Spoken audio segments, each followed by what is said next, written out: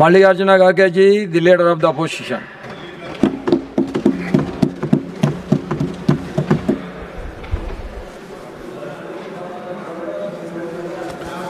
Sir,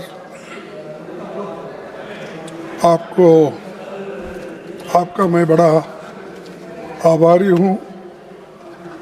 आपने मुझे बात करने के लिए समय दिया और हमारे नेता जिस सदन के बारीकी से अपने सारे विचार हमारे सामने रखे हैं। कोई अच्छी बात बोले, लेकिन सबसे ज्यादा अच्छे एलओपी बोल रहा है, क्या हो रहा है सर? एलओपी बोल रहा है, क्या हो रहा है?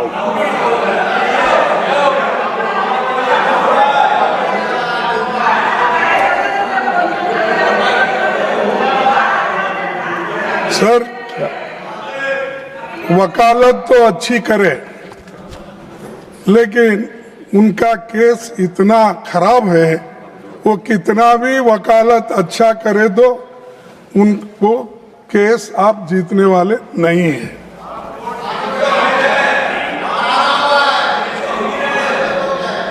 क्योंकि देश की हालत आपने इतना खराब कर दिए हैं, इसको कोई दुरुस्त करता नहीं है। अब हम देखेंगे आगे आने वाले दिनों में क्या होगा।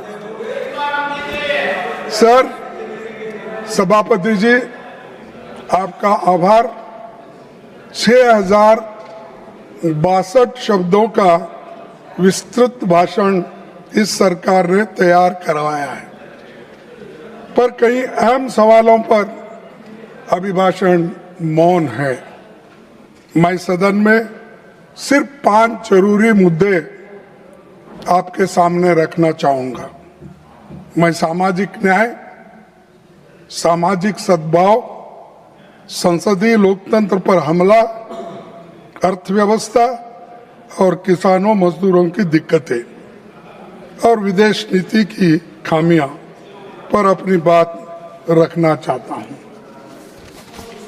और आपके सामने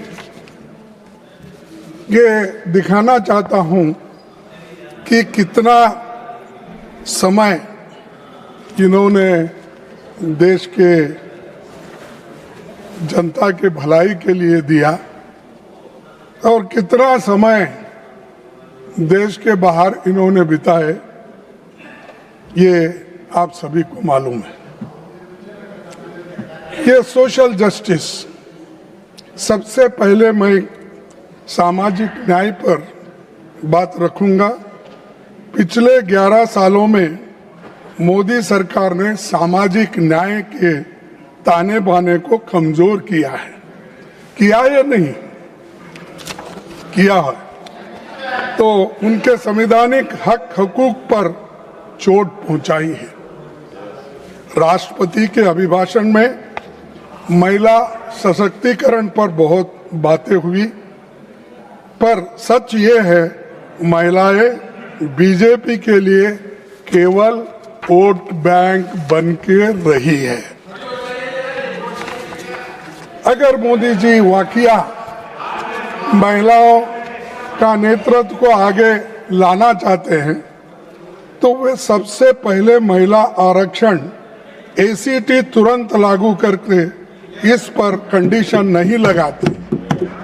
अगर आपको उनके बारे में उनको शक्ति देना है, एम्पावरमेंट करना है, तो आप ये बिल पास कर सके, उसको लागू कर सकते हैं। अरे आप कहते हो एक, करते हो एक, तो इसीलिए ये कंडीशन लागू नहीं करते। इससे जनगणना के नाम पर आपने किया, इसको आगे ढकला। आज से 100 साल पहले जब महिलाओं को वोट का अधिकार भी नहीं था और हमारे देश में भी 78 साल तक वोटिंग का अधिकार महिलाओं को नहीं था, तब कांग्रेस ने अपने पार्टी के नेता सरोजिनी नायडू को कांग्रेस अध्यक्ष चुना गया। है आपके पास कोई एग्जाम्पल? आज भी नहीं है। इंदिरा गांधी के प्रधानमंत्री बनने के भी 60 साल पूरे हो गए। इनके जैसी कई महान महिलाएं सशक्तिकरण की मिसाल बनी। बीजेपी ने अब तक किसी महिला को अध्यक्ष नहीं बनाया है। आरएसएस ने 100 साल में किसी महिला को अपना नेतृत्व नहीं सौंपा है।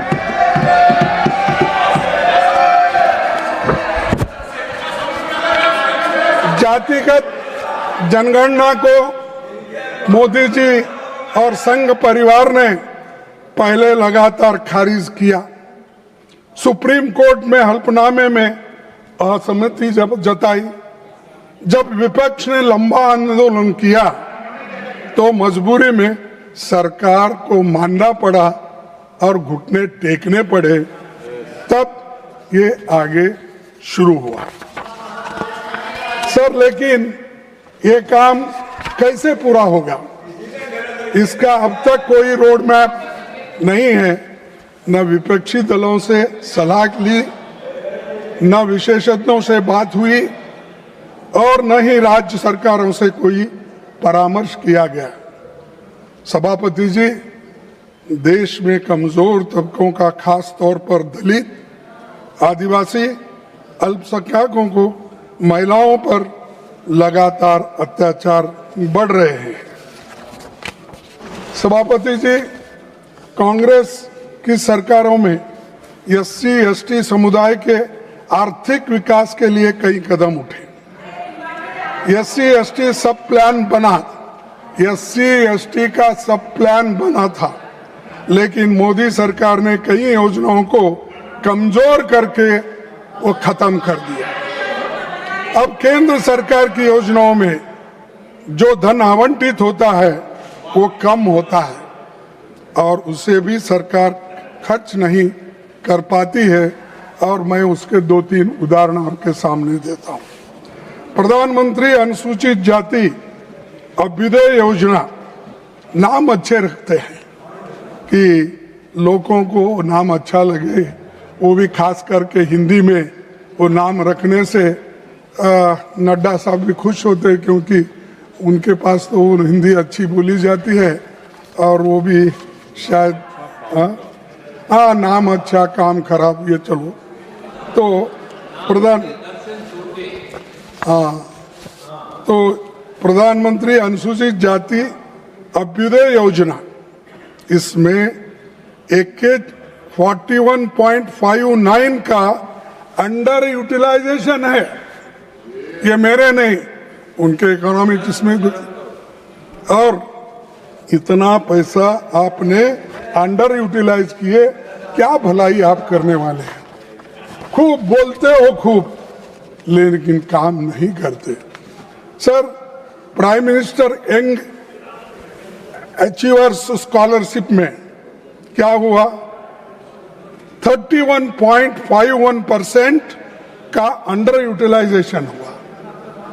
पोस्ट मैट्रिक स्कॉलरशिप में 5.660, यानी कम से कम 6,360 करोड़ में आपने कम से कम 40-50 करोड़ रुपए की कमी की और अंडर यूटिलाइजेशन हुआ उसका। इसके जिम्मेदार कौन है? बातें बहुत बोलते हैं, ये आंकड़े बताते हैं, ये मेरे आंकड़े नहीं, आप जो देते हैं उन्हीं आंकड़ों को लेकर मैं बात यहाँ पर आपके सामने पेश कर रहा हूँ। सभापति, अनुसूचित जातियों, जनजातियों और महिलाओं के खिलाफ अपराध लगातार बढ़ रहे हैं। आंकड़े आप लोग छिपाते रहते हो। अगर आपके आंकड़े आप देखेंगे सोशल जस्टिस के डिपार्टमेंट से हो या क्राइम रिकॉर्ड ब्यूरो से हो, अगर आप मंगाएंगे आपको मालूम होता आंकड़े बढ़ रहे हैं या घट रहे हैं। सबको पता है कि हर अपराध दर्ज नहीं होता, डर, दबाव और व्यवस्था की नाकामी के कारण असंख्य मामले कभी सामने नहीं आ पाते हैं, क्योंकि गांव में डरते हैं लोग, जो ये केस अगर रजिस्टर हुआ हमको गांव में रहने देते या नहीं।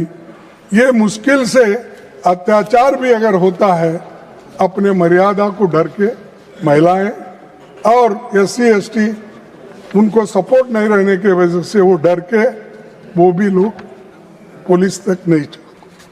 हर घटना रिपोर्ट नहीं होती, इस कारण जातिगत हिंसा करने वालों की बढ़ावा उन करने वालों का और उनको प्रोत्साहन मिल रहा है।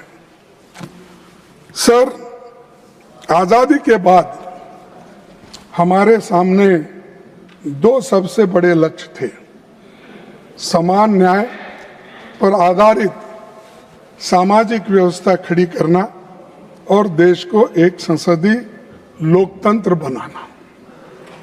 आपने 11 सालों में दोनों पर बुलडोजर लगाए और आपकी सोच में संविधान नीचे और मनुस्मृति ऊपर।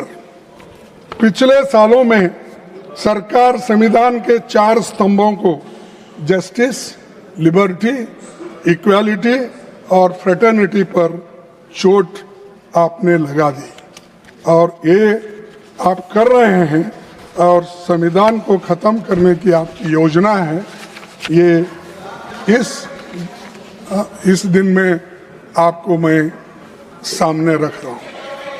MNREGA, national food security act, forest rights act, right to education, right to information और लैंड एक्विजिशन एक्ट जैसे कानूनों को भारतीय संविधान में निहित directive principles of state policy article 36 से लेकर आर्टिकल 51 तक ध्यान में रखते हुए बनाया गया।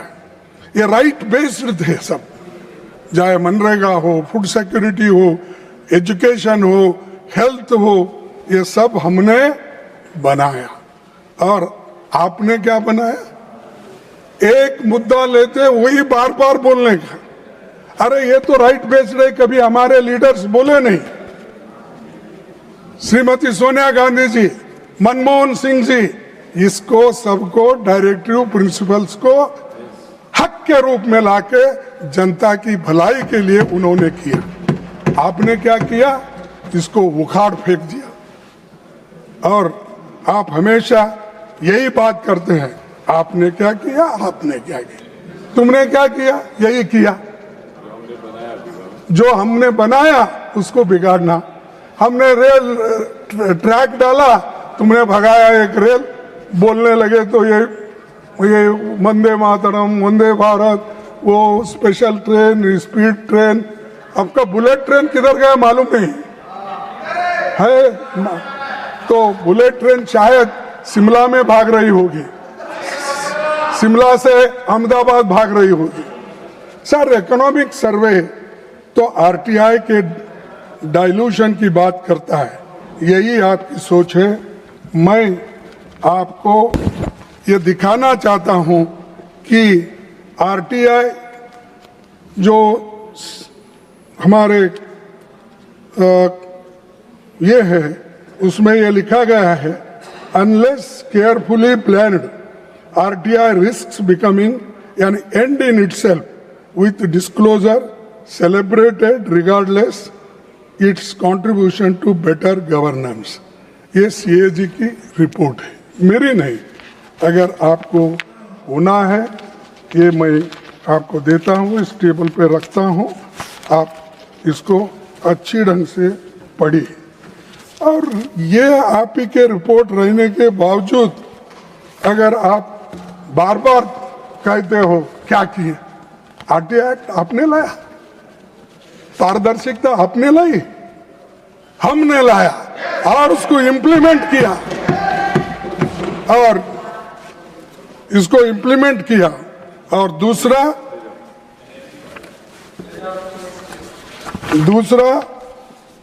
इकोनॉमिक सर्वे में जो कुछ अपनी बातें उन्होंने रखी, नड्डा साहब ने, वो सिर्फ उनके लिए जो सूट होता है वो रखे, ये क्यों नहीं बोले? तीसरी मणिपुर जला, सरकार मौन रही, नेतृत्व की असफलता इसमें है। सामाजिक सद्भावना की बात मणिपुर के बिना अधूरी है। वहां दो समुदाय के बीच हिंसा, कम से कम 200 से अधिक लोगों की मौत, 70,000 से ज्यादा डिस्प्लेस्ड हुए। आपने मणिपुर को मिलिटराइजेशन जोन बना दिया, ये मिलिट्री एरिया बना दिया आपने, और इतिहास गवाह है। मैं एक अपने ही उदाहरण आपको देता हूं कि जैसा आपके नेता जिसकी बहुत तारीफ करते हैं आप, साहब उतनी भी तारीफ मत गिरो, एक इंसान ऊपर जाके नीचे गिरे तो उसकी हड्डी फसली भी नहीं मिलेगी। तो मैं आपको यह कहना चाहूंगा, इतिहास गवाह है कि वास्को डी गामा को पोर्तुगल से अफ्रीका होते हुए भारत पहुंचने में लगभग 11 महीने लगे, जबकि उन्हें समुद्री मार्ग भी पता नहीं था। क्रिस्टोफर कोलंबस को स्पेन से नॉर्थ अमेरिका पहुंचने में करीब 2 महीने लगे, और लेकिन इतनी बड़ी मानवीय त्रासदी और त्रासदी और विपक्ष की लगातार मांग के बावजूद हमारे प्रधानमंत्री दिल्ली से मणिपुर पहुंचने को 2 साल लगे। वास्को डी गामा, क्रिस्टोफर, इनको 2 महीने 11 महीने में वो नया दुनिया ढूंढ निकाले, लेकिन हमारे प्रधानमंत्री जी मणिपुर को जाने के लिए दिल्ली से मणिपुर कम से कम 2 साल लगे उनको। ये है आपका काम, ये क्या पावरफुल एग्जीक्यूटिव है, क्या आपको गरीबों के बारे में चिंता है, देश के बारे में चिंता है, नॉर्थ ईस्ट कंट्रीज के बारे में चिंता जताते हो, यही चिंता है आपकी। सर,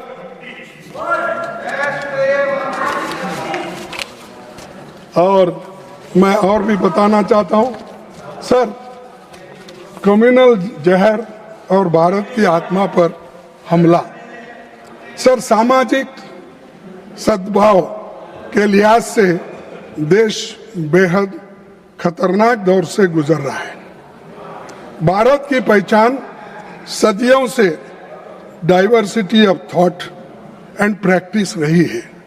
ये कई धर्मों और संस्कृतियों की जन्मभूमि रहा है, जहां वे आपसी सद्भाव के साथ फले फूले।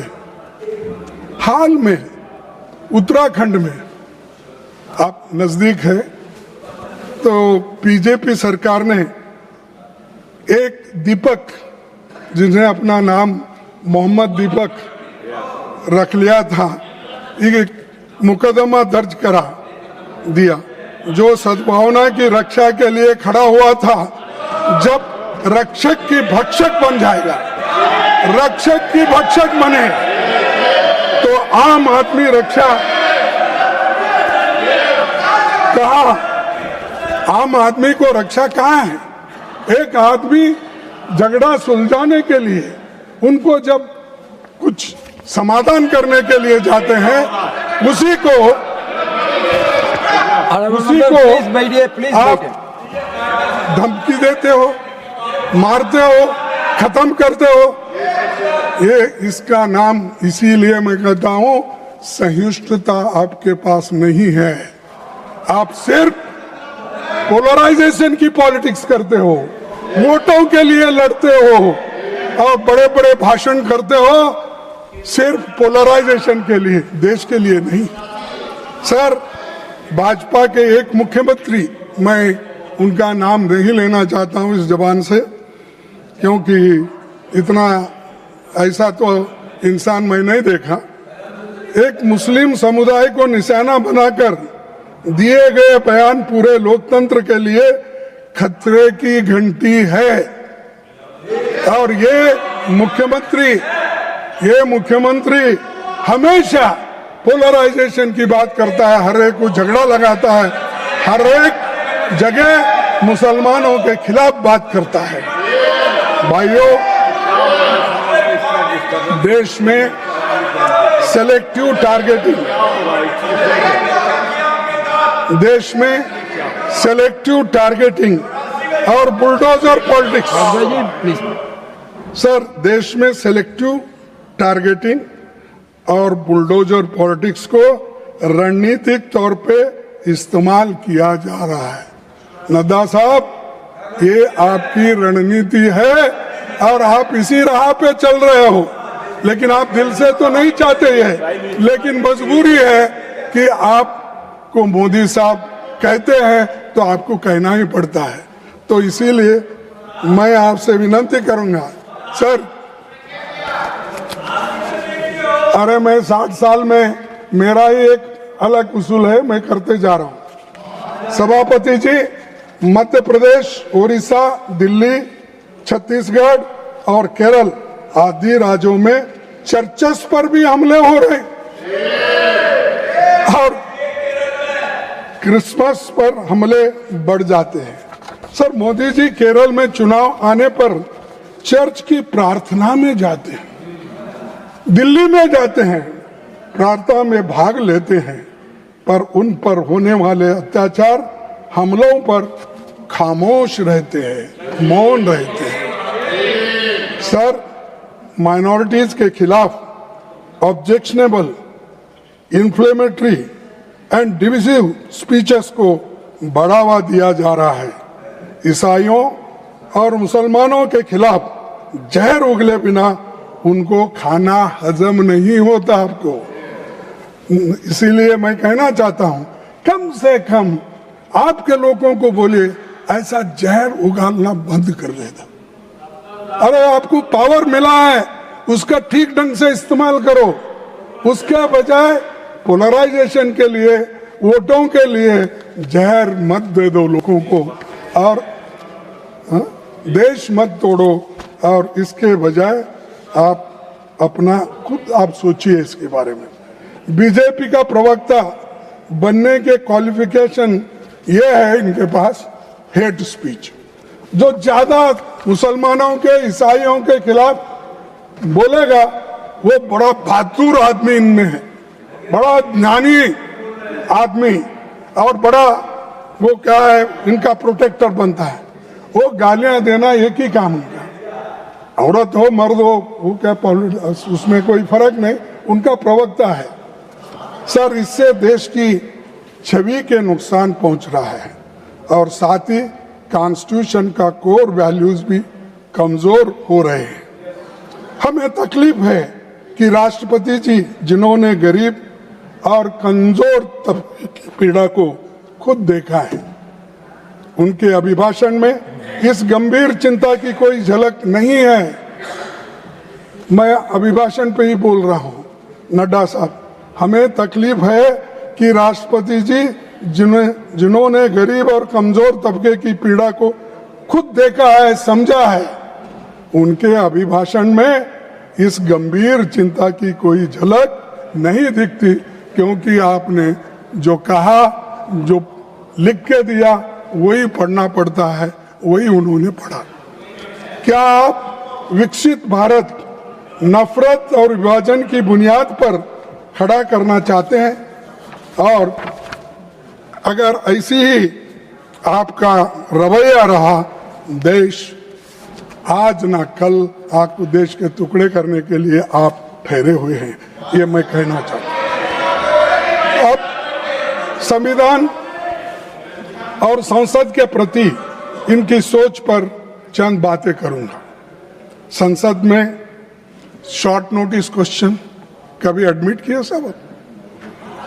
हाफ एन आवर डिस्कशंस और प्राइवेट मेंबर बिल्स अब अहमियत नहीं रखते, जबकि ये हथियार आम जनता की पीड़ा और ज्वलंत मुद्दों को सदन में लाने का माध्यम है।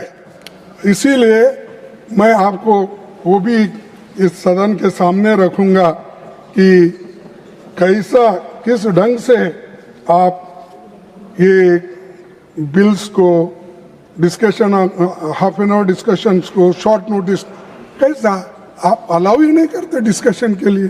तो इसीलिए मैं डिटेल में नहीं जाना चाहता हूँ। मैं यहाँ पर वो बना के लाया हूँ।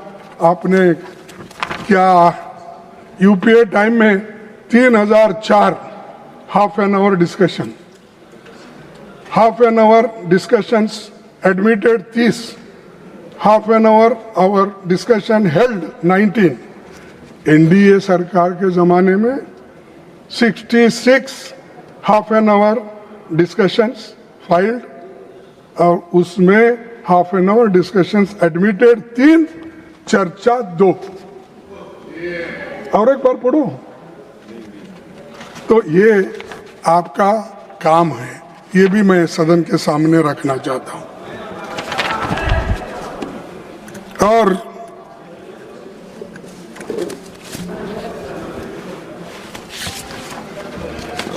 प्रधानमंत्री संसद में सवालों से बचते हैं। 16वीं और 17वीं की लोकसभा में 8123 सवाल पूछे गए। यादव साहब, इधर भी थोड़ा ध्यान दीजिए। नहीं, मेरी बात नहीं कर रहे आप, और दूसरी बात कर रहे थे, मेरे को मालूम है। 16वीं और 17वीं, 16वीं और 17, नहीं let him answer. 16वीं और 17वीं लोकसभा में 8123 सवाल पूछे गए। कितने? 8123 सवाल पूछे गए, लेकिन केवल 13 स्वीकार हुए और 1015 सवाल खारिज हो गए। क्या डेमोक्रेसी है, क्या चर्चा है। आप लोग चर्चा नहीं करते, यहां पर गड़बड़ करते हो। यह है आपका उत्तर। ये है चीजें, ये डेमोक्रेसी के खत्म करने के लिए आपने कर रहे हो, क्या डेमोक्रेसी को प्रोटेक्ट करने के लिए और प्रमोट करने के लिए कर रहे हो? मुझे बताइए सर। उसके अलावा जितने सवालों का जवाब दिया गया, उससे 78 गुना ज्यादा सवाल खारिज हो गए। 78% खारिज हो गए। तो जब प्रधानमंत्री जवाब नहीं देते तो मंत्री भी सवालों के जवाब देने के बजाय प्रधानमंत्री का गुणगान करते हुए उनकी भजन मंडली बन जाते हैं और खुद मेरे कई महत्वपूर्ण राष्ट्रीय मुद्दों के क्वेश्चंस को डिसअलाउ कर दिया।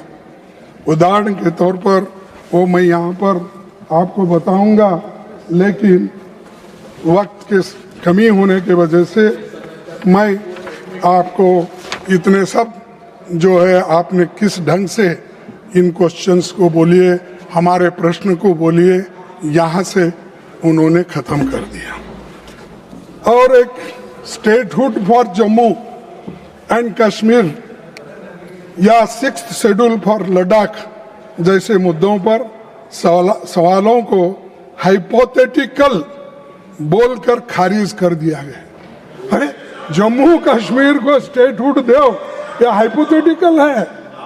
और लद्दाख को स्टेटहुड देकर उसको 6th शेड्यूल में डालने के लिए हम रिक्वेस्ट किए, वो हाइपोथेटिकल है और आपका वायदा है।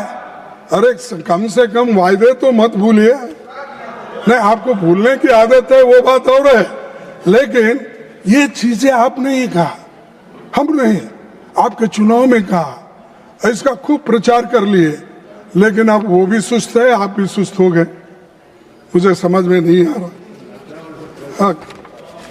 नहीं, नड्डा साहब जो प्रेसिडेंट थे, शायद ये क्रेडिट नड्डा साहब को जाएगा समझ के उन्होंने नहीं किया होगा, मुझे मालूम नहीं, क्योंकि स्टेटहुड अगर आपके जमाने में होता, 6th शेड्यूल में अगर लद्दाख आता तो क्रेडिट नड्डा को जाएगा। इसीलिए उन्होंने बोला कि छोड़ दो इसको, जब जमाना ठीक कर लेगा। सर, अग्निवीर स्कीम जो सीधे युवा और रोजगार नीति से जुड़ी है, उसे सीक्रेट नेचर का बताकर खारिज कर दिया। ये मेरे प्रश्न के उत्तर आपके। सर, जब मैंने मणिपुर में डिस्प्लेस्ड लोगों के पुनर्वासन पर संसद में प्रश्न पूछा तो उससे मैटर बिफोर कोर्ट बताकर उसको खारिज कर दिया। संसदीय जवाबदेही से बचना संसदीय विशेषाधिकार का उल्लंघन ही नहीं, लोकतंत्र को खत्म करने का एक नया तरीका आपने ढूंढ लिया है। तो मैं आपसे चाहूंगा कि आप सही माने में इस देश में डेमोक्रेसी को टिकाना चाहते हैं और सबको मदद करना चाहते हैं, यह पहले प्रश्न के उत्तर आप देने का सीखिए। दूसरी, ये सरकार मनमाने तरीके से देश पर नए कानून थोपना चाहती है, इसीलिए तमाम विधेयक जबरदस्ती पारित किए जाते हैं और यहाँ तक कि विपक्ष की मांग के बावजूद उन पर न तो चर्चा होती और छानबीन के लिए उसको कमिटियों में भेजते हैं, चाहे स्टैंडिंग कमेटी हो, जॉइंट कमेटी हो, सेलेक्ट कमेटी हो, कहीं नहीं भेजते, सब रिजेक्ट करते हैं। अरे आपको मेजॉरिटी का इतना अहम है, गर्व है, तो ये गरीबों के ऊपर मत चलाइए। डेमोक्रेसी को खत्म करने के लिए उपयोग मत करो। आपको मैदान खुला है, आप भाग रहे भागो, कहाँ तक भागेंगे हम देखेंगे। यूपीए सरकार के कार्यकाल 14 और 15 लोकसभा में 455 में से 315 विधेयक संसदीय समिति को भेजे गए। और एक बार पढ़ो,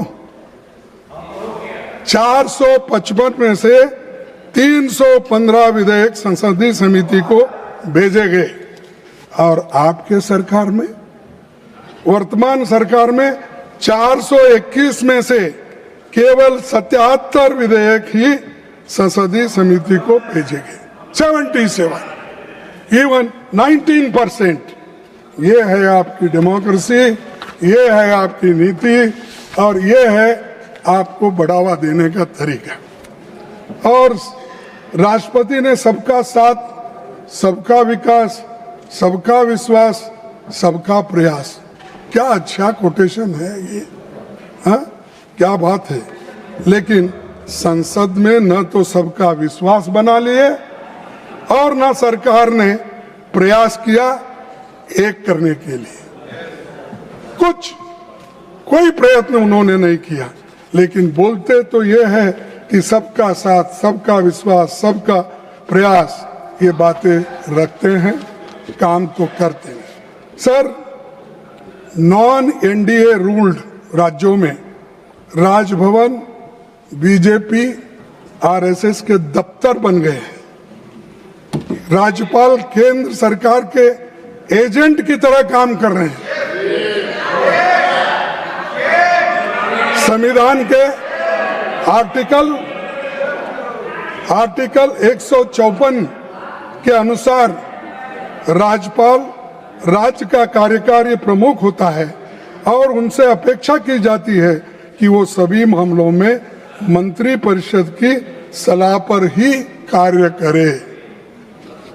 जब संविधान सभा में गवर्नर के अपॉइंटमेंट के बारे में चर्चा हो रही थी, तब बाबा साहब अंबेडकर ने कहा था कि गवर्नर हैज नो पावर, क्योंकि उस वक्त ये चर्चा हो रही थी कि हम या नॉमिनेटेड गवर्नर करना चाहिए या इलेक्टेड।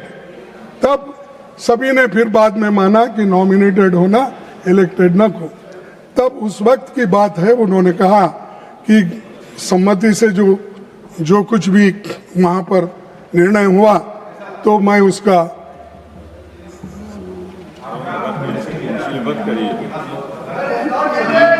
नॉट बड़े आदमी है सर, मैं सम्मानित नेता है।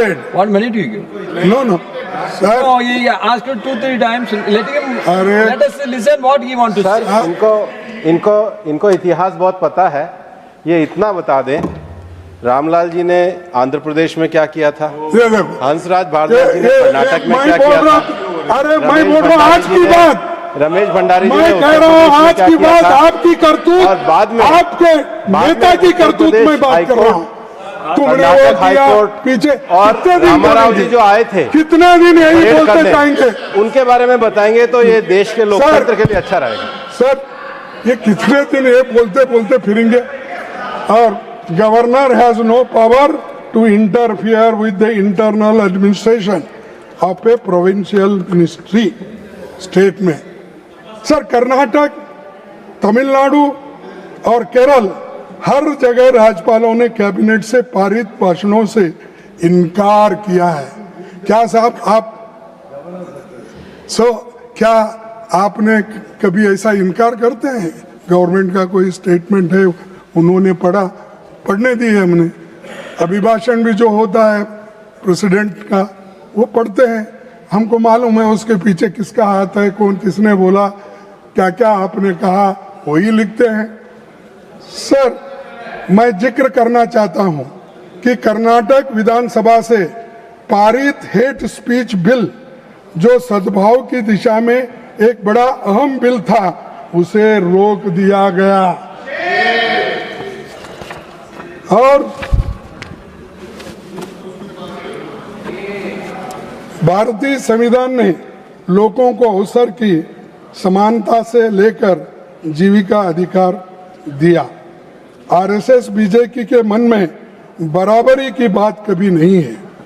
उनकी सोच अमीरों और अमीर बनाना और गरीब को और गरीब बनाना। वर्ल्ड इनइक्वालिटी रिपोर्ट 2026 के अनुसार भारत में टॉप 1% के पास देश की लगभग 40% संपत्ति है, टोटल वेल्थ सिमट चुकी, और टॉप 10% 2/3 यानी 65% है हाउस होल्ड असेट्स के मालिक। और मैं कहूँगा इनकम के स्तर पर भी टॉप 10% के अकेले 58% नेशनल इनकम ले जा रहा है, जबकि बॉटम 50% सिर्फ 15% पे छोड़ दिया गया।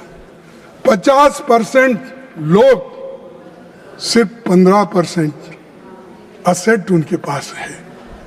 क्या इस इनइक्वालिटी को आप दूर करने में लगे हैं? हमारे को बोले गरीबी हटाओ, आपने क्या किया, आवास क्या किया, मेरे को बताइए। ये तो मेरा रिपोर्ट नहीं है, ये तो आप अभी रिपोर्ट करते ना, मोदी जी का वर्ल्ड इकोनॉमिक रिपोर्ट, वो रिपोर्ट पढ़े आप। मैं पढ़ रहा हूँ वर्ल्ड इनइक्वालिटी रिपोर्ट। हाँ पढ़। तो आपकी ग्रोथ की सोच पसंदीदा चुनिंदा पूंजियों के लिए मेहनतकश लोगों की दिक्कतों से आपका कोई मतलब नहीं। यही आपका विकसित भारत है और यही आपकी सोच है। सभापति जी, जब मोदी जी गुजरात के मुख्यमंत्री थे, उस दौरान रुपए की गिरावट की तुलना तत्कालीन प्रधानमंत्री डॉक्टर मनमोहन सिंह जी की उम्र से किया तो आपकी उनकी उम्र कितनी है उतना मनी वैल्यू है। ऐसा विडंबना करके आपने उनको इंसल्ट करके बात करते थे जब आप चीफ मिनिस्टर ऑफ गुजरात थे। आज मैं पूछना चाहता हूं कि ये है मोदी जी की उम्र को बहुत पहले पार कर, आज की जो 92 रुपीज है, ये तो मोदी जी के उम्र को पार करके चले गई। नहीं साहब, ये तो पार करके चले गई। और उस वक्त आप मनमोहन सिंह की बात करते थे, और इसीलिए और उस वक्त ये भी आप कहते थे कि इतिहास के पहली बार $1 92 रुपए का हो गया है, पर मोदी जी को देश की इज्जत की कोई चिंता नहीं है। उस वक्त चिंता थी क्योंकि वो अपोजिशन में थे, उस वक्त चीफ मिनिस्टर थे, तो देश की इज्जत के बारे में बात करते, भाई कहाँ गए आप भी? तो ये मैं आपसे बताना चाहता हूं कि एक तरफ सभापति जी, नौजवानों की पीड़ा से इस सरकार को कोई मतलब नहीं। उनकी पीड़ा कम करने का सबसे आसान रास्ता ये था कि सरकारी वैकेंसी तो कम से कम भरे, लेकिन आज केंद्र सरकार में 9.7 लाख से अधिक पद खाली है। ये उन्हीं का प्रश्न का उत्तर है। और पब्लिक सेक्टर्स, पुलिस आदि मिलाकर करीब 50 लाख से भी ज्यादा हर स्टेट में मिलाकर इतने वैकेंसीज है। एम्स, मेडिकल संस्थानों में ये सभी आंगनबाड़ी से लेकर सभी योजनाओं में 50 लाख के ऊपर होते हैं। तो नोटबंदी, लॉकडाउन, बुलेट ट्रेन चलना, काला धन वापिस लाना, 2 करोड़ नौकरियां देना, ये सब जुमले कहाँ गए साहब? कहाँ है ये सब? खूब अभी भी उसको भुलाने के लिए आप बहुत कोशिश करते हैं, लोग भूलते नहीं। और अगर मैं नोटबंदी में अगर एसेस नहीं पाऊंगा तो विजय चौक पे मुझे फांसी लगाओ। हाँ, इसी चौराहे पर फांसी लगाओ। जब नोटबंदी हो गई उस वक्त भी यही बोले, काला धन का यही बोले, 2 करोड़ नौकरी का भी यही बोले। कितने झूठ बोलते हो, कितने असत्य बातें करते हो। कोई, हमको तो शर्म आता है, अब आपको आता नहीं, मैं कैसा? हाँ सर, दूसरी चीज, नारकोटिक्स कंट्रोल ब्यूरो ने एक ही वर्ष में 1.3 लाख किलोग्राम ड्रग्स जब्त किए। पिछले 5 वर्षों में हाई वैल्यू ड्रग सीजर्स का 65% केवल गुजरात के बंदरगाहों से ही हुआ। कहां से हुआ? गुजरात के बंदरगाह। वहां कौन रहते हैं? कौन रहते हैं? मोदी साहब, उनका एरिया है। और वो कौन, होम मिनिस्टर कौन है? शाह साहब है। अरे ये गांधी जी का प्लेस है, गांधी जी की जगह है, उस जगह और आप बड़े अपने आप को पावरफुल समझते हो। कहां गई आपकी मर्दानगी? कहां गई? आप रोक नहीं सकते नारकोटिक का, आप रोक नहीं सकते निशाबंदी को। आप शाकाहारी की बात करते हैं, लोगों को निशा का इधर डोज देते हो।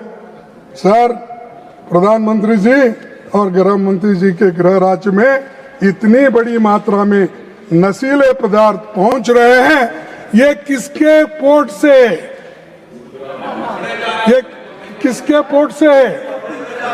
अरे ये अदानी के पोर्ट से आते हैं, और ये लोग अदानी के पोर्ट से आते हैं। आपको कंट्रोल नहीं कर सकते उसको, तो रोज आपके पास फ्री रहता है आजू बाजू में। तो ये आपका चाल और चलन है, आपकी नीति है। तो मैं आपसे यही करूंगा सर, अब युवाओं का बेहतर भविष्य के लिए जोखिम भरे रास्ते से अमेरिका, कनाडा और यूरोप तक जाते हैं, वो मारे मारे फिरते हैं। आप लोग हजारों नौजवानों को इजराइल जैसे एक्टिव वार जोन में फिलिस्तीन मजदूरों की जगह काम करने के लिए भेजते हो। सर, आज मैं प्रधानमंत्री से पूछना चाहता हूं, थ्रो नड्डा साहब, क्योंकि वो यहाँ नहीं है, तो एक्टिव वार जोन में मजदूरी के लिए अपने नौजवानों को भेजना, क्या आप भारत का सम्मान बढ़ा रहे हो? इससे सम्मान बढ़ता है आपका। विश्व गुरु, अरे गुरु, कम से कम तेरे लोगों को नौकरी तो दो, एक दिन का खाना तो दो, सर पे छत तो दो, कुछ तो करो। लेकिन आप सबको टीका करने में लगे हो और दुनिया में फिरते रहते हो। आज यूपीए सरकार ने मनरेगा को अधिकार आधारित बनाया था, तो जिसमें मांग पर करोड़ों मजदूरों को कानूनी गारंटी मिली थी। इसका सबसे बड़ा फायदा महिलाओं को हुआ और डॉक्टर मनमोहन सिंह और सोनिया गांधी जी ने गरीब श्रमिकों को गरिमा और आजीविका सुरक्षा देने वाला सेफ्टी नेट तैयार किया। ग्राम सभाओं के क्रियान्वयन में शामिल किया गया फंड एलोकेशन जनता की जरूरत के हिसाब से सुनिश्चित किया जा रहा है। लेकिन आज एनडीए सरकार डिमांड बेस्ड से एलोकेशन ड्राइवन बना रही है और फंडिंग पैटर्न में बदलाव हुआ। 10% राज्य का, 90% केंद्र सरकार का था, लेकिन आज 60% केंद्र का, 40% के स्टेट का। मैं आपसे निवेदन करना चाहता हूं, क्या स्टेट के लिए ये ठीक है? क्या स्टेट इसको करेगा? तो ये है इनका कि स्टेट वाले के पास उतनी शक्ति नहीं है, तो खास करके हिमाचल में तो कुछ भी शक्ति नहीं है क्योंकि वहाँ पर रेवेन्यू नहीं मिलता। उत्तराखंड जैसे और गरीब, जितने भी गरीब स्टेट्स है वहाँ पर मिलना मुश्किल है, लेकिन इन्होंने ठोक दिए 40% आप दो, क्योंकि वो 40% देंगे नहीं, 60% छोड़ेंगे नहीं यहाँ से। तो इसीलिए मैं आपको ये निवेदन करना चाहता हूँ, जो मनरेगा का एक्ट है उसी को रहने दो। अगर आप नया एक्ट लगाएंगे तो मैं समझता हूँ ये मजदूरों के खिलाफ है, गरीबों के खिलाफ है, किसान मजदूर के खिलाफ है, महिलाओं के खिलाफ है। ये मेरा कहना है और ये राइट टू वर्क छीन ले रहे हैं आप। इसीलिए मैं आपसे ये आपके सामने ये बातें रख रहा हूँ। और मनरेगा का मूल स्वरूप भी आपने बदल डाला। हमारी मांग है कि गांधी जी के नाम पर तो कम से कम राइट टू वर्क फिर से बहाल होने दो। बहुत टोका टोकी हो रही है। ये फिर प्राइम मिनिस्टर हाल के महीनों में सरकार ने लेबर कोड को जोर शोर से प्रचार किया। आप लेबर मिनिस्टर भी थे, ये सच है जो आपने लाया लेबर कोड? मानते हैं? दिल से बोलिए।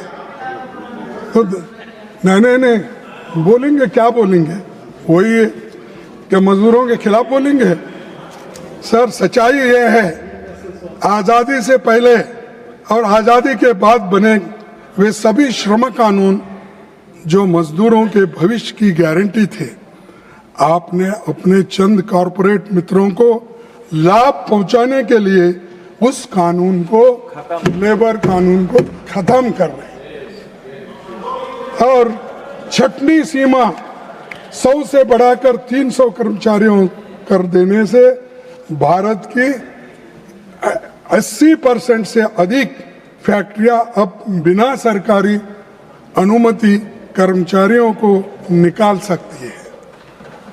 और पहले ज़्यादा लेबर इंटेंसिव काम था, लेकिन हमारे पास मशीनें ज़्यादा आ गई है। जब मशीनें ज़्यादा आने से लेबर और भी घटता है, लेकिन आपके दिमाग में नहीं आ रहा कि हम 300 से घटाकर 100 करना ये कितना उचित है।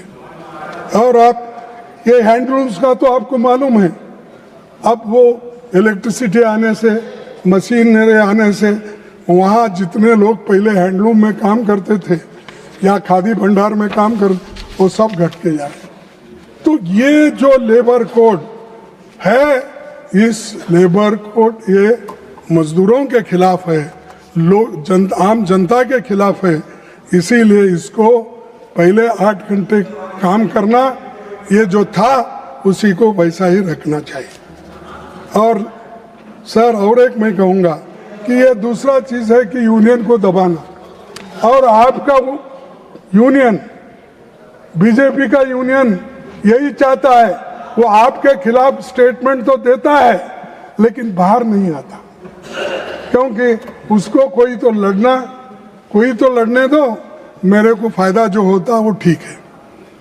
सर, डॉक्टर बाबा साहब अम्बेडकर ने जब वो वाइसराय एग्जीक्यूटिव काउंसिल में लेबर मेंबर थे, उन्होंने भारत में पहली बार 8 घंटे काम का नियम बनवाया था, जो तब 14 घंटे था। तब ब्रिटिश गवर्नमेंट में वहाँ के लोगों को 8 घंटे का था, लेकिन यहाँ के लोगों को 14 घंटे का था। तब उन्होंने लेबर मेंबर के नाते, उन्होंने उस वाइसराय काउंसिल के मेंबर के नाते उन्होंने कहा कि आपको 8 घंटे और हमको 14 घंटे, ये हम मानते नहीं। उन्होंने 8 घंटे ही रखवाया और मिनिमम वेजेस एक्ट उसी वक्त शुरू हो गया। उसके बाद डॉक्टर अम्बेडकर द्वारा रखी गई नींव को खत्म कौन कर रहे हैं? बार बार उनका भी नाम इलेक्शन में लेते हो, आप ही खत्म कर रहे हो। जो मजदूरों को मिलने का हक है उसको कुचल रहे हो, यूनियन को कुचल रहे हो। अरे, एक तरफ गरीबों की बात करते हो और दूसरे तरफ आप उनको खत्म करने की बात करते हो। सर, मैं 11 साल पहले अच्छा दिन का वादा आपने किया था, लेकिन आज प्रदूषण की धूम में अच्छे दिन दिखाई नहीं दे रहे। प्रदूषण इतना है कि वो आपके अच्छे दिन कहाँ हैं वो दिख रहा ही नहीं। आपको दिख रहा है? सर, 11 साल की नाकाम नीतियों का नतीजा यह है कि लोग अब जीने के लिए हवा खरीदने को मजबूर हो गए हैं। 90,000 करोड़ का एंटी पॉल्यूशन डिवाइसेस का बाजार खड़ा हो गया है। ईज ऑफ बिजनेस की बात करने वाले ईज ऑफ ब्रीदिंग नहीं दे पा रहे। तो इसलिए मैं आपसे यही कहूँगा कि आपके गलतियों को छुपाने के लिए आप इधर उधर की बात मत करो, सीधा आओ। भाई, गलती है, इसको सुधार लेंगे कहो, लेकिन उधर आप देखना नहीं चाहते। सभापति जी, संसद सत्र चल रहा है। इस बीच भारत अमेरिका ट्रेड डील हुई, लेकिन उसके बारे में सांसदों को सरकार से नहीं बल्कि राष्ट्रपति ट्रंप से पता चला। सरकार से नहीं, राष्ट्रपति ट्रंप से चला। हमारा संसद चल रहा है। नड्डा साहब को मालूम नहीं, यादव साहब को मालूम नहीं। ट्रंप बोल रहा है इस देश को क्या करना, कैसे ढंग से चलाना, वहां से वहीं वो काम कर रहे हैं। सर, इस डील से भारत का किसान तबाह होगा। अमेरिकी एग्रीकल्चर सेक्रेटरी ब्रूक रोलिंस ने कहा, new US India deal will export more American farm products to India's massive market, lifting prices and pumping cash into rural America। यानी अमेरिका के रूरल लोगों को, एग्रीकल्चरिस्ट को फायदा इससे मिलता, ये एग्रीकल्चर मिनिस्टर वहां कहते हैं। अरे, तुम हमारे एग्रीकल्चरिस्ट को, हमारे फार्मर्स को यहां से कुचल दे रहे हैं, उनको खत्म करना चाहते हैं। हाँ, और जीरो क्या है टैरिफ, जो इंपोर्ट होता है उसको जीरो टैरिफ। और हम जो कुछ बेचते 18 तो किए हैं, अभी आया नहीं, 25 से 18। लोग कुछ भी रहने दो, तुम किसानों के हित में काम कर रहे हो या किसानों के खिलाफ काम कर रहे हो? एक बार हमको बहुत उन्होंने तो कहा कि उनको भी थोड़ा बिजनेस से इंटरेस्ट है। जो हमारे कॉमर्स मिनिस्टर है, उनको थोड़ा बिजनेस से इंटरेस्ट है। मैं वो उनके वैयक्तिक बातों को नहीं जाना चाहता हूँ, लेकिन वो भी तरफदारी अमेरिका का। Kharge ji, now try to conclude, please. Sir, you are first time you have come. I have given you first 10 time minutes extra speaking, also. Okay. and that's why you should at least give me some chance. Okay. Continue. Sir. But try to conclude. Yes, sir. Bharat America trade deal हुई, लेकिन उसके बारे में सांसदों को सरकार से नहीं बल्कि राष्ट्रपति ट्रंप से पता चला। ये संसद का अपमान है। इस डील से भारत का किसान तबाह हो गया। अमेरिकी एग्रीकल्चर सेक्रेटरी क्या कहा, फिर मैं वो पढ़ना नहीं चाहता।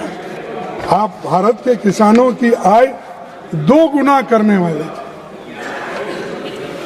भारत का किसानों की आमदनी आप 2 गुना करने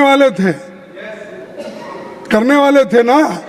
तो इसीलिए आप अमेरिका से दोस्ती करके, और अमेरिका जो आपके पास भेज रहा है 0% टैरिफ, और कभी भी कोई भी कहाँ भी कैसा भी सामान हो वो भेज सकता है, उसको कोई क्वेश्चन नहीं कर सकता। इतना अरे बेचने वाले के पास तो कंपटीशन होता है, जहाँ अच्छी है, क्वालिटी है, ठीक ढंग से क्वांटिटी मिलती देखते, लेकिन यहाँ तो सीधा उनको इतना कंसेशन दिया गया कि किसानों को तुम जितना हो सके, भारतीय किसानों को जितना हो सके उतना मारो, कुचलो, ताकि वो ऊपर उठ नहीं सके, और हमारा माल हर जगह कन्याकुमारी से कश्मीर तक चले और वेस्ट बंगाल से राजस्थान तक चले। और इसमें किसान तबाह हो रहा है, तंग हो रहा है। कम से कम 2 गुना करने वाले सरकार को मैं पूछूंगा, अगर जिंदा तो रहने दो उनको, जिंदा रहने के लिए क्या कर सके वो तो करो। आपके हाथ से 2 गुना करने का नहीं होता, लेकिन जहाँ है वहीं तो उनको रखो। मामूली आमदनी वाले भारतीय किसान हेवीली सब्सिडाइज्ड अमेरिकी कृषि उत्पादनों का कैसा मुकाबला करेंगे। आपने 11 साल में हमारे किसानों को कमजोर ही किया है। सभापति जी, भारत के एक कृषि प्रधान देश है, सबसे बड़ी आबादी खेती पर निर्भर है। आपको हमारे कृषि उत्पादनों पर सोचना था, पर आप किसी और तरह आप राह पे चल रहे हैं। यदि कृषि आयात बढ़े तो भारत की एमएसपी प्रणाली पर दबाव पड़ेगा। आपने इस बजट में भी किसानों के हक में कुछ नहीं किया। आपने बिना तैयारी के करोड़ों भारतीय किसानों को बेहद संपन्न अमेरिकी किसानों का मुकाबला के लिए आप खड़ा कर रहे हैं। इस बात को समझने के बिना भारत का बाजार खोलना हमारे किसानों को बर्बादी की ओर ढकेलना ये है। सर, प्रधानमंत्री जी को मैं याद दिलाना चाहूँगा कि किसानों के 1 साल चले विराट आंदोलन के बाद आपको संसद से 3 काले कृषि कानून को बुलडोज करना पड़ा, तो वो आपने बाद में आंदोलन के बाद आपको वापस लेना पड़ा। और ये काले कानून वापस लेने के बाद भी आप फिर ये गलती कर रहे हो। अमेरिका के गले जाके गिर रहे। ये मेरा फ्रेंड है, मैं सुबह उठते ही चाय पे गपछुप करते हैं, वो करते हैं, क्या क्या की बातें बोले। हाँ, और मेरा दोस्त है और उसे चुनाव में गए, हारे। हाँ, तो ये सब होने के बावजूद भी एक बार फिर से किसान आंदोलन उठेगा, और वो लोग जब रास्ते पे उतरेंगे तो आप कहीं के नहीं रहेंगे। आपको जैसा वो वापस लिए, ये सब चीजें आपको वापस लेना पड़ेगी। सर, आखिरी चीज मैं आपके सामने बताना चाहता हूं, सभापति, ये किसान विरोधी ट्रेड डील है। बहुत सी डील विफल, विदेश का नीति का नतीजा है। प्रधानमंत्री जी, जबरन गले मिलने, विनय नौता शादी सम्मेलन में शामिल होने और दूसरे देशों के चुनाव में प्रचार करने से देश को आखिरी क्या मिलेगा? विश्व मंच पर अमेरिका बार बार भारत का अपमान करता है। राष्ट्रपति ट्रंप दावा करते हैं कि उन्होंने भारत पाक युद्ध को ट्रेड की धमकी से रोका और मोदी जी ने उन्हें खुश करने के लिए रूसी तेल आयात घटाया, बंद कर दिया। अब ट्रंप घोषणा कर देते हैं कि भारत वेनेजुला से तेल खरीदेंगे। वेनेजुला से तेल अरे आप जहां बोल रहे हैं वहां ही खरीदना। आप किसके दुकान पे जाओ थे उसी पे जाना। ये मोदी जी की जो झुके हैं, टिकने घोटे हैं और नाक रगड़ रहे हैं, ये गलत है। अब मैं ये सवाल उठता है कि हमारी सॉवरेंटी पे जब हमला हो रहा है, जब ट्रंप के कंट्रोल में जब हम गए हैं, तो आप ही सोचिए हमारी हालत विश्व में क्या है।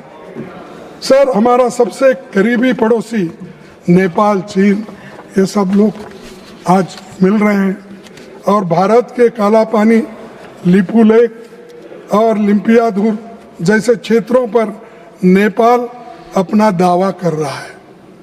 71 के बाद पहली बार बांग्लादेश, चीन और पाकिस्तान के साथ नजदीक आ चुके हैं और बांग्लादेश में हिंदू अल्पसंख्यकों पर हमले हो रहे हैं, फिर भी हमारी सरकार चुप है। और मोदी जी हमेशा बात करते हैं सबका संरक्षण करूंगा। मेरा 36 इंच छाती है, 56 सॉरी मैं माफी मांगता हूँ आपसे, तो 56 इंच छाती मैं कम कर दिया, इसीलिए नड्डा साहब प्लीज मैं माफी चाहता हूँ। खड़गे ji, please conclude. No personal. No, okay. Please. I leave it, sir. Leave it. No, that will not go on record.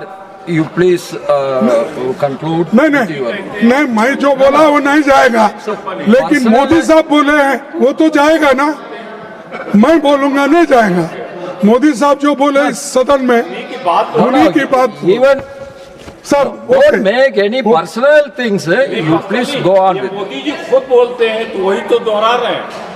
और हिंदू अल्पसंख्यकों पर जो वहां पर अन्याय हो रहा है, अत्याचार हो रहे हैं, इसको रोको और कहो कि भाई ऐसी चीजें हम बर्दाश्त नहीं करेंगे। अगर ये आप बोलेंगे नहीं तो कल के दिन हमारा बहुत बड़ा नुकसान हो जाएगा। भारत का चीन के साथ trade deficit record 116 lakh crore dollar और 116 लाख करोड़ तक पहुंच गया है। और जो लोग कभी चीन को लाल आंख दिखाने की बातें करते थे, आज वही चीन के लिए ट्रेड का रेड कारपेट बिछा रहे हैं। जबकि चीन गलवान के बाद लद्दाख और अरुणाचल प्रदेश पर दावा ठोकता जा रहा है, भारत के साथ आर्थिक रिश्ते अपनी शर्तों पर तय कर रहा है। ये देश के लिए नुकसान है, ये मजबूती नहीं, ये स्ट्रैटेजिक सरेंडर है और देश इसकी कीमत चुका रहा है। ये ट्रेड तब बढ़ रहा है जब सरकार कहती है कि पहलगाम हमले के बाद चीन पाकिस्तान को खुफिया मदद दे रहा था, फिर भी उसका स्वागत किया जा रहा है। सभापति जी, विदेश नीति की विफलताएं विदेशों का तक सीमित नहीं रही थी, वे आंतरिक सुरक्षा की चूक बनकर देश के भीतर उगती है। 2014 के बाद से इस सरकार के कार्यकाल में 2300 से अधिक आतंकी हमले, जिनमें करीब 1000 भारतीयों ने अपनी शहादत दी। विदेशी नीति को आप घरेलू ध्रुवीकरण का हथियार बनाना चाहते हैं। चुनावी लाभ के लिए ऐसा दुरुपयोग लोकतंत्र और विदेश नीति के लिए खतरनाक है। सर, आखिरी मैं बात रखूंगा। Please conclude. कंक्लूड। इसके बाद आप बोले तो नहीं बोलूंगा। Please conclude. सर, सभापति जी, मैं अंत में इस सरकार से जानना चाहता हूं कि वे किस प्रकार का भारत बनाना चाहते हैं। प्रतिकात्मक भारत या वास्तविक लोकतांत्रिक समाजवादी धर्मनिरपेक्ष और संप्रभु का सॉवरेन भारत, न्याय, स्वतंत्रता, समानता और बंधु प्रेम के सिद्धांतों वाले भारत से उनका परहेज दिखाई दे रहा है। सर, टैक्स पेयर के पैसे से किए गए भव्य आयोजन और प्रोपेगेंडा जनता को थोड़े समय के लिए गुमराह कर सकते हैं, पर आपने गरीब, महिला, वंचित, दलित, आदिवासी, अल्पसंख्यक, पिछड़े वर्ग, कामगार, किसान और छात्रों को सबके हितों पर आपने चोट पहुंचाई है और उनको निराश कर दिया है। लेकिन बात तो बड़े बड़े करते हैं साहब, बातों से काम नहीं होता, काम करना पड़ता है। तो इसीलिए मैं विपक्ष के रूप में सवाल उठाना और संसद तक तथा संसद के बाहर भी हम बोलना, हम ये जारी रखेंगे, क्योंकि जब तक लोग समझेंगे नहीं, आप तो समझते नहीं, आप तो सोए हुए हैं। जो सोया हुआ आदमी को कोई जगा नहीं सकता जल्दी, लेकिन जो नहीं उठना, ऐसा जो सोता है उसको उठाना बड़ा मुश्किल है। सोया हुआ आदमी को हम उठा सकते हैं, लेकिन जो आदमी सोया हुआ ढोंग करता है उसको उठाना मुश्किल है। सर, संविधान की रक्षा के लिए जन जागरण हमारा नैतिक और संवैधानिक कर्तव्य है। मैं आखिरी में एक बात बोल के अपने बात को समाप्त करता हूं, कम से कम इसको दे। सर, मोदी जी को क्या है, कुछ ना कुछ भाषण देना, लोगों को गुमराह करना, उन्होंने भी ऐसा ही करते। नड्डा साहब कम किए, आपके तरफ कम देखे, अपने एमपी के तरफ ज्यादा देखे, लेकिन आप कम देखे। लेकिन प्लीज कंक्लूड। लेकिन मोदी साहब हमेशा ऑडियंस को कैसा बोलते, अपने एमपी को बोलते। तो वैसा ही आपकी नफरतें बताती है, आपकी नफरतें बताती है कि आपको प्यार की जरूरत है। आपकी नफरतें बताती हैं कि आपको प्यार की जरूरत है। जीत ने अंधा कर दिया है तुम्हें, जीत ने अंधा कर दिया है तुम्हें, आपको एक हार की जरूरत है। धन्यवाद। जय हिंद, जय संविधान।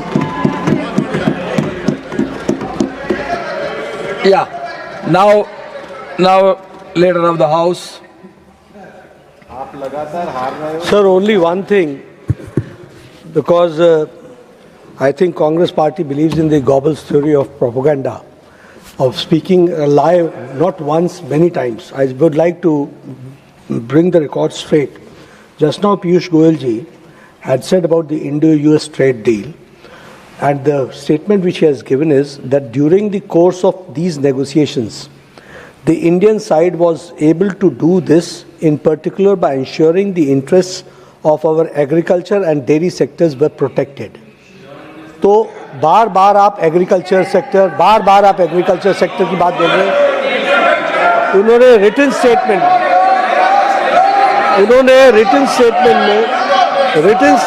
में इस बात को कहा है, I want to put the record straight. I want to put the record straight.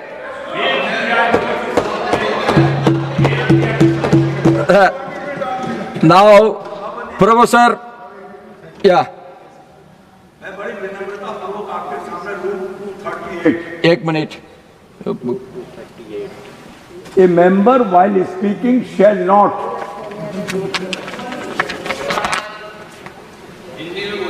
Tell me. A member while speaking shall not, third, use offensive expression about the conduct and proceeding of the House or any state legislator. Yeah, that has been taken care by me. I have noted that point.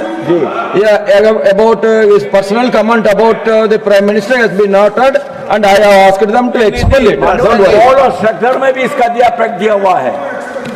It is a breach of privilege and contempt of the House to make speech or to print or publish any libels reflecting on the character or proceeding of the House and committees or any member of the House for the relating the character and conduct of member of Parliament. We will look into it. Yes, we will look into it in opposition to the parliamentary norms. We will look into it. Conduct की चर्चा वो निकाली जानी चाहिए. Vajpayee ji, let us look into it. If anything is against the parliamentary norms, we will see to it. Okay. Now, Professor Manoj Kumar Jha. Thank you.